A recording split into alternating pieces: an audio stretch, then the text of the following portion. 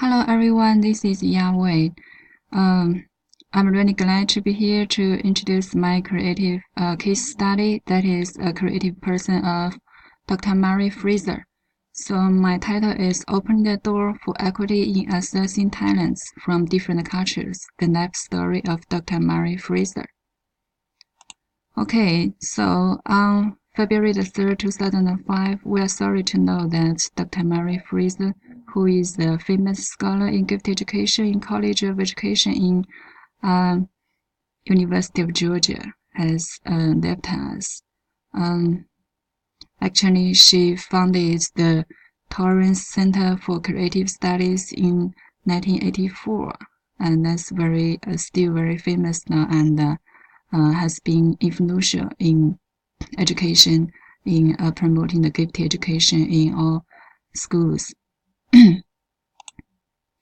Okay, so Dr. Mary Fraser is an internationally recognized scholar in the field of gifted education.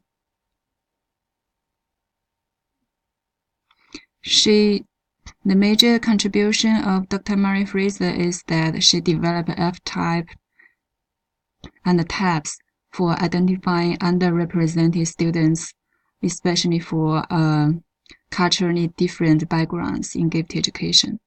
And because of her work, the state of Georgia changed the criteria when in the gifted identification, that is using multiple criteria. Also, she founded the Torrance Center for Creative Studies in University of Georgia after Dr. Torrance, who is another very famous scholar in this field, was retired.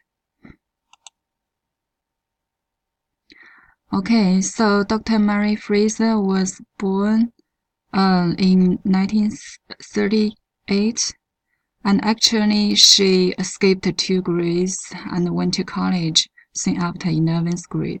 So you can see that she is gifted, and she is lucky that the teachers have identified her gift, her talent, and led her to accelerate, and finally went to college. And then at 19, she graduated from South Carolina State University.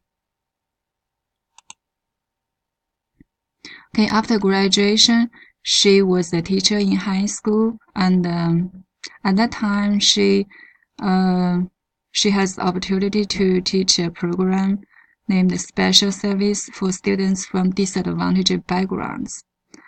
And at that time, she has the opportunity to get the grant from Ford Foundation, so she can go to the graduate school. Actually, she is very fortunate to have the same Ford Foundation to let her to go to college.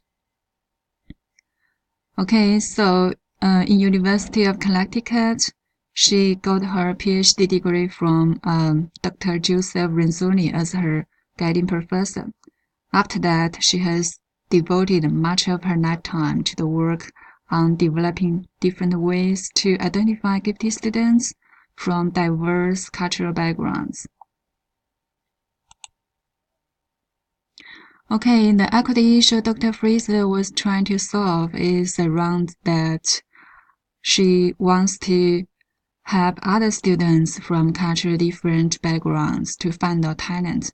Although herself, she is not like to be called disadvantaged because she is advantaged to have the opportunity to have the learning opportunities, but she is culturally diverse, so she is sympathetic.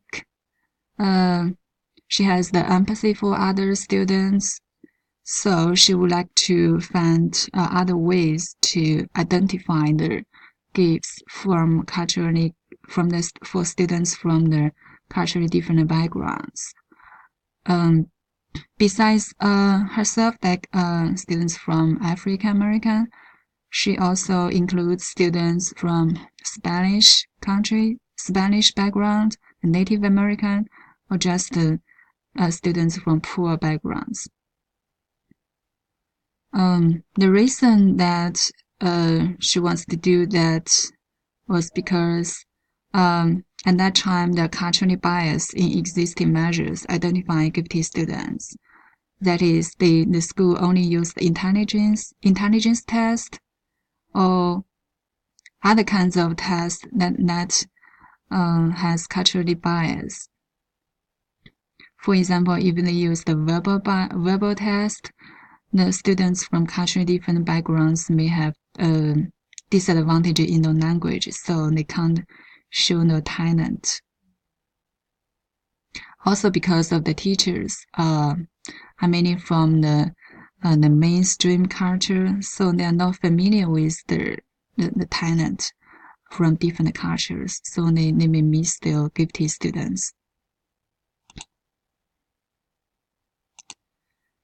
We have said that Dr. Fraser herself is very lucky because she seems likely to be identified by traditional methods, that is just by test. But actually, there are other atypical test students. They can't be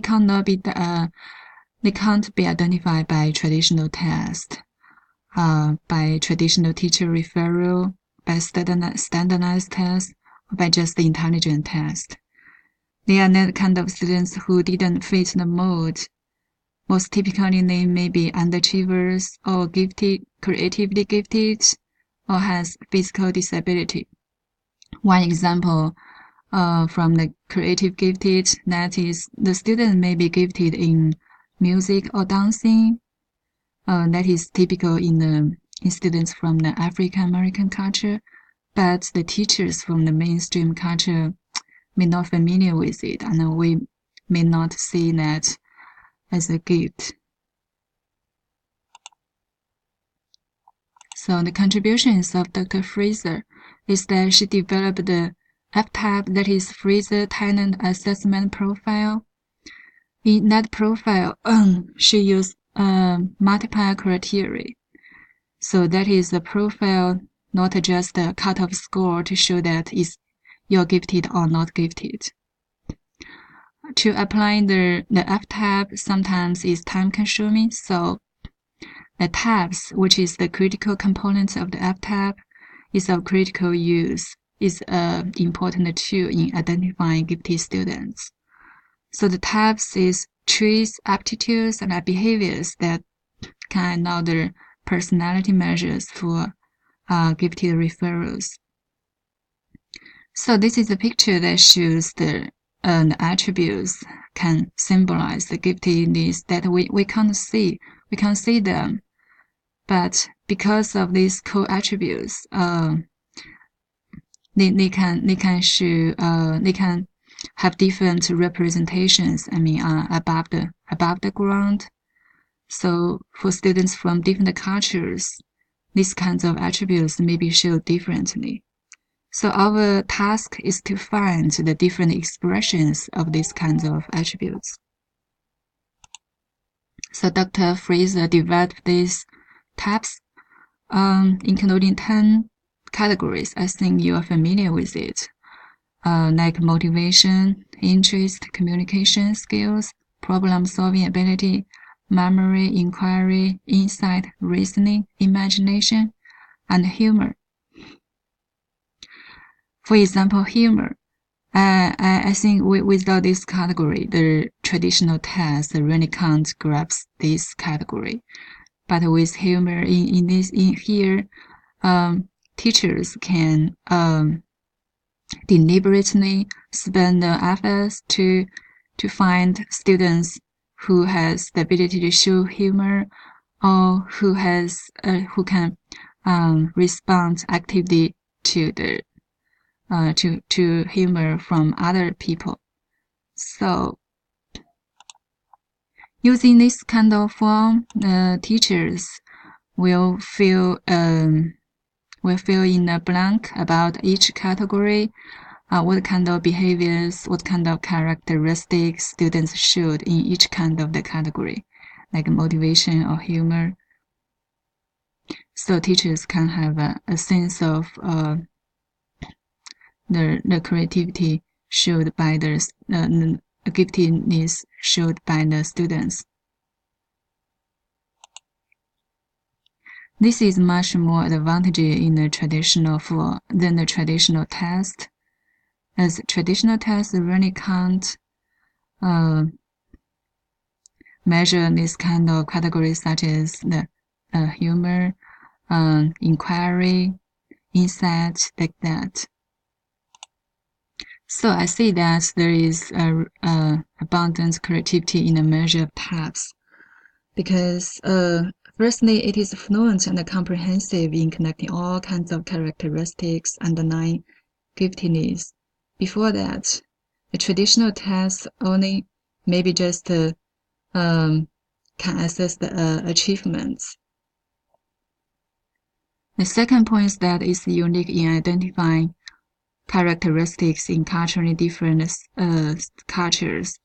For example, in African American culture, so using this form, they can identify the talent of music, dancing. So students may show strong motivation in dance, in music. They have strong interest in music. They have inquiry about the questions about music.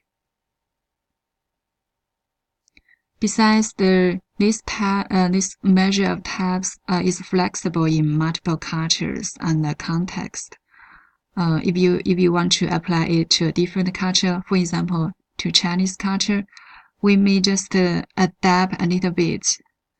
For example, there are 10 categories now. From my opinion, the last category of humor is not very obvious in the Chinese culture, so I may just substitute by another category. For example, the improvement of products. Like different contexts. For example, for special population or for students with disabilities, I think some categories will be different. So after the types adapt for different purpose, and then teachers can use that kind of form to fill in the information for the students. Next, it is feasible in classroom practice. I think some teachers may say that it will cost too much time in identifying all these characteristics. But I think with proper professional development, we can maximize its usefulness of these types. Finally, I want to say that Dr. Fraser herself is a creative person. First, she is sympathetic. She is emotionally responsive. So, although she is lucky to receive the gifted education herself, she wants to have other students from the culturally different backgrounds to find their talents and nurture their talent. She has the associative thinking that she not only helped the students from African American cultures, but also from Spanish culture, Native American, or just the poor backgrounds.